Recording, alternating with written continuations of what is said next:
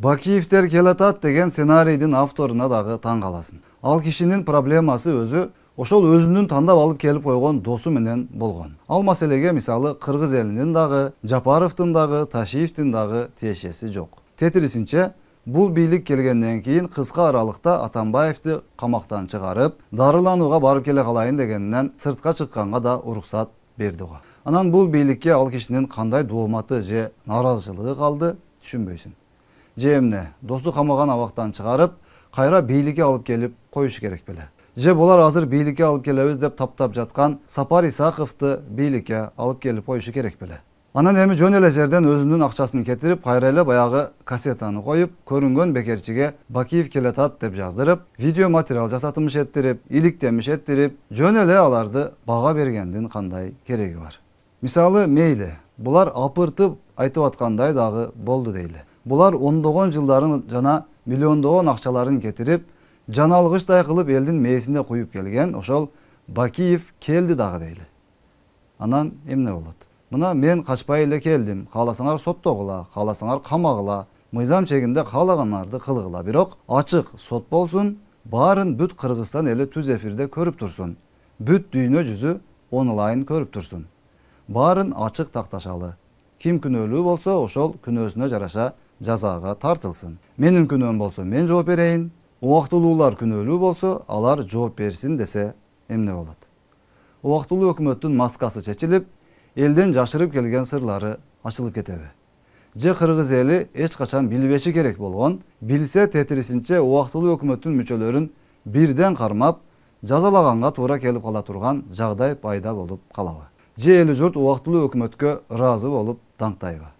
Маселе мына ушунда. Акыры бир күн баары бир бул маселеге чекит коюлуп, Кыргыз эли 2010 жылдагы апрель окуяларында өлтүрүлгөн адамдардын, андан кийин июнь айында Ош менен Жалал Абадта Кыргыз менен Өзбектин ортосуна салынган кыргындын чыныгы авторлорун, чыныгы күнөөлүүлөрүн билип, өзүнүн баасын берери талашсыз. Бакиев келеби, келбейби, Кыргыз эли чындыкты билүүгө укуктуу жана татыктуу жана билиши керек эмеспи? Андыктан Бакиев келатат деген эл арасында ызычуу салууну жана бийликти жаман көрсөтүүнү көздөп жаткан алдар көсөлөрдүн бул ыкмасы эми эч кимге кызыксыз экенин, пайдасыз сценарий экенин моюнга алышы керек.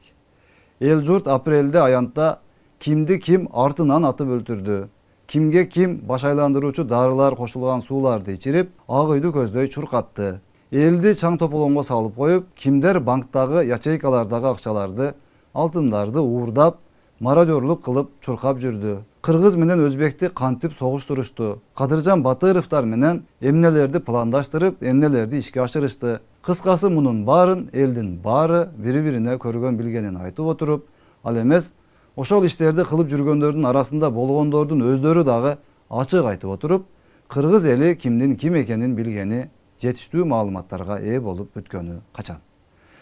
Эми бул берүүнү көргөндөн кийин дагы көрүнгөн жерин кескилеп, мына Бакиевтерди актап жатат, таламын талашып жатат деп дагы элдин башын айлантууга аракет кылышаары турган сөз. Бирок биз так кесе айтып коюшубуз керек. Бакиевпи, убактылуу өкмөтпү, эртели кеч апрель жана июнь окуялары үчүн сөзсүз түрдө адилеттүү жана ачык тергөө жана сотко барып, сөзсүз түрдө чыныгы күнөөкөрлөр жооп бериши керек. Анткени силер ал убакта бийлик байлык талаштыңар. Силер колдонгон жарандарыбыз, бир туугандарыбыз, мекендештерибиз силердин аяңардан Азраил менен жан талашты. Курман болду, кандар акты, канча бала жетим, канча эне жесир калды. Силерди болсо жин дагы урган жок. Бир ит эмес, питиңер дагы өлгөн жок. Дагы эле бийлик талашып, байлык талашып жүрөсүңөр. Же силер тойбодуңар, же силерди эл күткөндөй кылып, катуу ордуңарга койгон адам чыкпады. Бул албетте адилеттүү эмес. Силерге азыр дагы эле ошол жеке кызыкчылыгыңар зарыл болуп турат. Дагы эле ошол элдин арты менен ызычуу салып, бийликке келүүнү, өзүңөрдүн кишилериңерди такка отургузууну көздөп, ар кандай жалган жашык менен элдин сезими менен ойноп жатасыңар. Дагы эле эч нерсе болбогондой элге акыл үйрөтүп, элдин эсебинен жыйып койгон акчаларыңарга манчырганып, саясий оюн кылгандан тажабадыңар. Мен жакында Испаниядан бара калам, тигини антем, муну ментем деп, Москва менен Сосинтеринге Дагы башкаларга тоодой убадаларды берип, колдоо издеп, жандалбастап шуркап, Кыргызстан элинин тагдыры менен ойногонду токтотпой жатканыңар албетте чоң катачылык болуп жатат.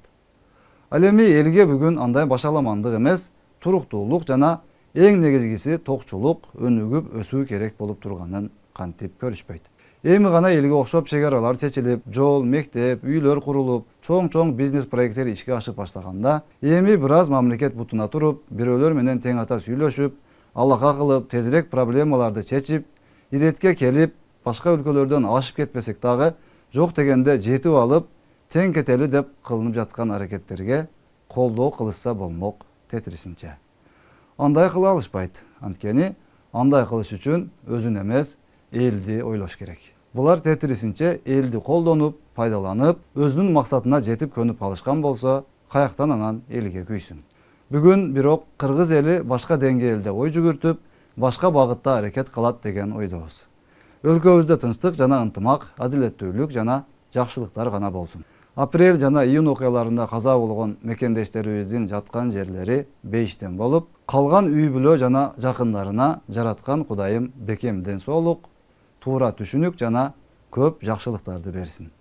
Элибизде мындан ары андай эл бузарлардын, канкорлордун бийлик байлык үчүн элди кырып салганга даяр дүйнө парастардын азгырыгына алданган окуялар кайталанбасын.